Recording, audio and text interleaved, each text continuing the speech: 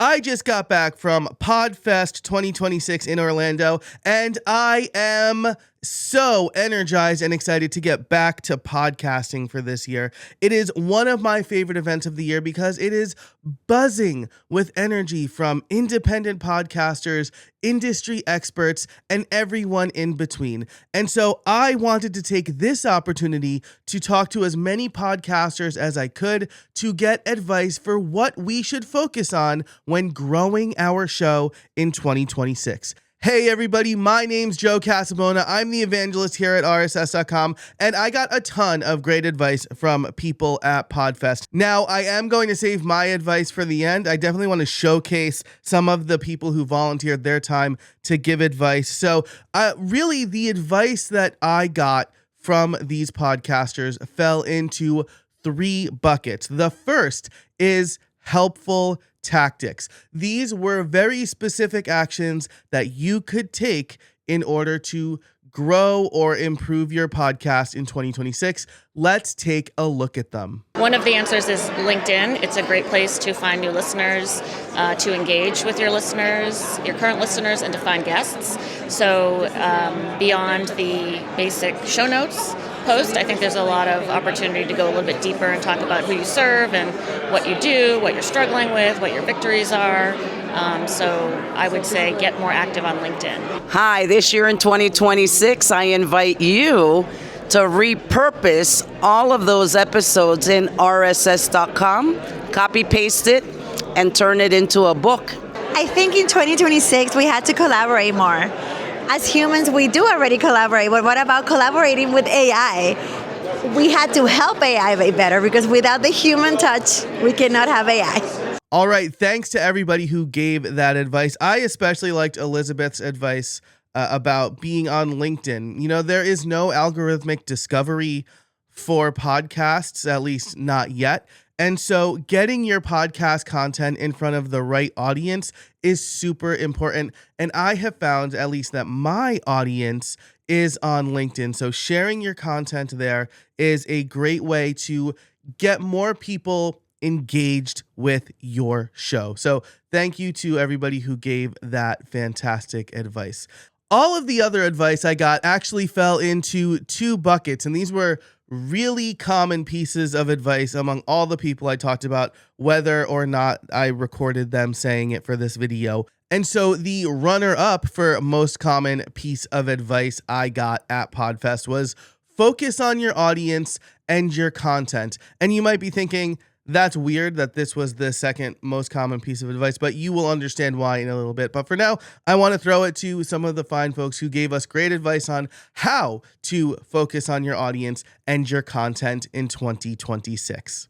Maybe take a step back and see exactly what your need is, right? And like that be your focus. So maybe you're not getting enough people to discover your show. Then focus on that. How do I make my show more discoverable, right? If you're getting enough people, but maybe they're not listening multiple episodes, then your focus should be how do I get people to go from one episode to the next one, retain them, right? So I guess overall, if I have to boil it down to one sentence, would be to analyze and try to discover where your main challenge is, and that'll be your focus for this year. Consistency. Just do it. You know, it's a Nike slogan, but it's really kind of the message to podcasters. Don't overthink it. Don't overcomplicate it. Just put the content out there, and it's not for the people to view whenever you release your episode. It's for somebody 6 months from now who stumbles across somebody who's dealing with that content that you have in that episode that can really help. So you got to think in the future of the people who really need what you have, and it's not today, it's not tomorrow, so don't be concerned about your engagement or your views. Just do it, be consistent, put stuff out there, don't overthink it. Focus on your target audience. Once you figure out who your audience is, you're able to expand your podcast. You get rid of the burnout, and also you're able to expand your show a lot further than you need to. Most podcasters are drowning in the sea of sameness. I believe you've got to focus on the problem and then come at it with a strong point of view. People should turn you up or turn you off, but they should not ignore you. My favorite piece of advice there was from Tom, who said, solve a problem and have a strong point of view. I think that having a strong or spiky point of view is super important because you are going to attract the people that resonate most with you. One of my strongest points of view is that solopreneurs should take multiple weeks off every year. This is going to help prevent burnout and recharge their batteries and allow them to work better. When I told some people that, they were like, yes, I wish I could. Please show me how. But some people had this viscerally negative reaction to it. Like, solopreneurs don't take time off, and I could never even take a weekend off. So that sort of like polarizing view it's not meant to cause trouble or start arguments. It's meant to bring people into your orbit so that you can really make an impact with them. And for the people who say things like, I never go anywhere without my laptop, I know and they know that I am not for them. But the people who are checking their email at the playground instead of spending time with their kids, they know I am for them because I am going to help them. So having that spiky point of view is super important. But I know what you are thinking. If that was the second most common piece of advice, then what was the most common piece of advice? And this may not surprise you, but the most common piece of advice that I got at Podfest 2026 focused around relationships and authenticity. So I'm going to throw it to the people who gave this advice, and then I will come back and let you know what I think about this particular piece of advice. Podcasting is an incredible relationship building tool and connection building tool. So I think podcasters should be focused on building community in 2026. So that means connecting with the people that listen to your podcast and really starting to bring them together so that the people that are all interested in the topic that you're sharing can grow together and learn together. I will encourage them to focus on authenticity with all these like AI content going out, AI agents, AI clones. I think authenticity and just being you and making sure that people know is you and not some machine is going to play in your favor and it's going to help you move your podcast forward. In 2026, I think it's really important that podcasters focus on authenticity and relationships. There's so much misinformation that's being spread out there. There's so much cynicism and lack of trust. I really think it's important that podcasters use their voice, use the platform, and use the technology, the medium, to connect authentically with the people that are in their tribe, in their audience, and allow them to create those relationships to be able to convey the information that can really matter and make a difference in a person's life and in their community. I think for 2026, podcasts should focus on authenticity and connection. I think that's really where you find the sweet spot of being able to connect with people. The podcasters should focus on being genuine. Just be yourself, whatever fun things you like to do, bring them on to the world because there are people looking for you. The truth. Tell your story, find your why, and share it. One little story can change someone's life. Okay, so this advice took many forms, right?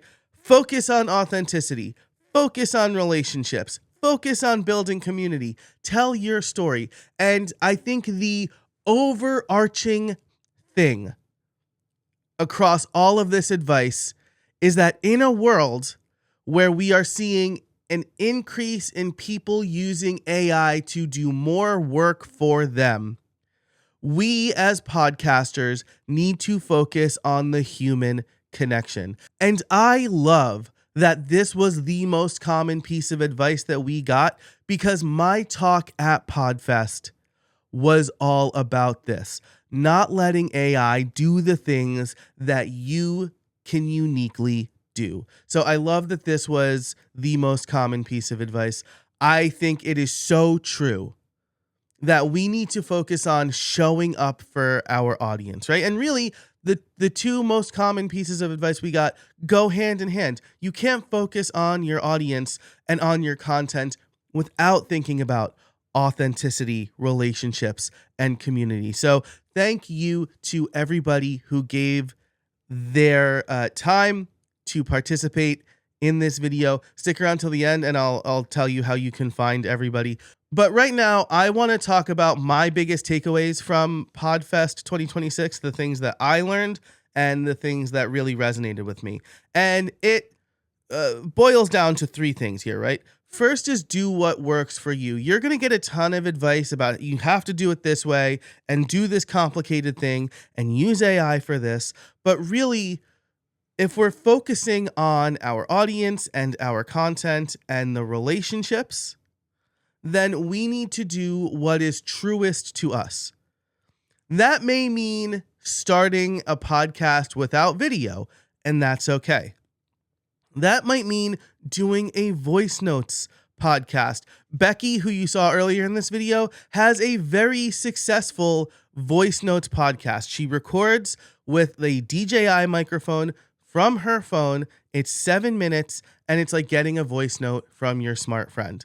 And this has converted people, listeners, into clients for her. Which brings me to the next point. Solve a problem. I think a lot of people worry about, we're going to have a casual conversation and we'll just do this one thing. But people are time starved. There is so much content. And something that John Lee Dumas said, the host of Entrepreneurs on Fire, said during a panel discussion was, pick a problem and be the best at solving that problem. This is how you will differentiate yourself in 2026.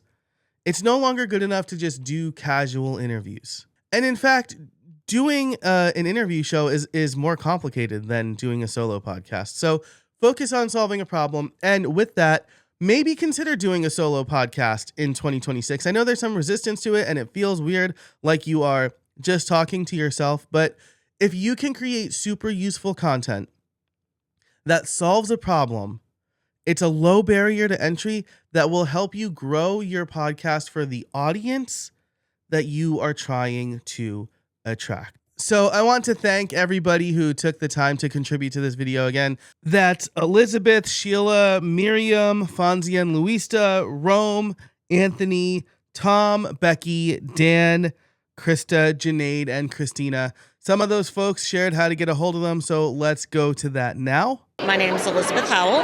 My company is Howell Media, and we help folks with LinkedIn. My name is Rome Madison. You can catch me at romemadison.com. My podcast is Genetics for Healthcare. Hi, I'm Dan Kendall with healthpodcast.org. You can find our content at healthpodcast.org. We also run the Health Podcast Awards, Health Podcast Summit, and Health Podcast Library. My name is Luis Camejo, and the show is Content is Profit. You can find it in your favorite platform. I'm the better side of that partnership, the brother, Fonzie Camejo, and co-host of Content's Profit.